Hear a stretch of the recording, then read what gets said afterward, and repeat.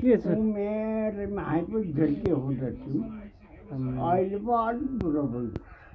हो र अनि कपाल सपाल काटेर मान्छे त पुरै हिरो जत्तिकै देखिरहेको छ एकदम त्यस्तो राख्यो झ्याट यो बुढो गरौँ सुन्ता बस्छ भोलि आउँछ अनि कसले हो मान्छेले भन्छ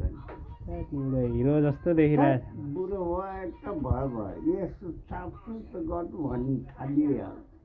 त्यही भएर चिक्ना भएर बसेको यस्तो यस्तो तपाईँलाई म मुद्दा हाल्छु नि फेरि यस्तो चिक्ना भएर बस्ने होइन नि त त्यहाँ अजिहरू भक्कुक भुकुक लड्यो भने बाटोमा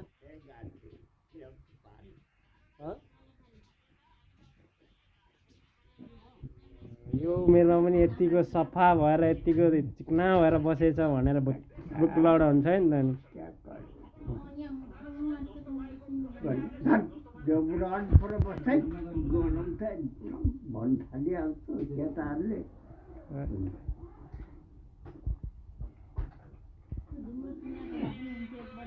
अनि के छ त नयाँ नौलो खबर बाजेलाई नभेटेको नि धेरै भयो त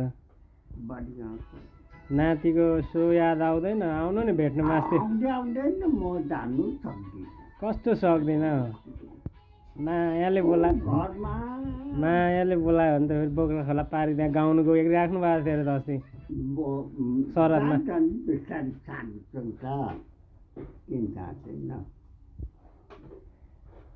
खोलाले पनि छेक्दैन केटाहरू हुन्छ धान्ने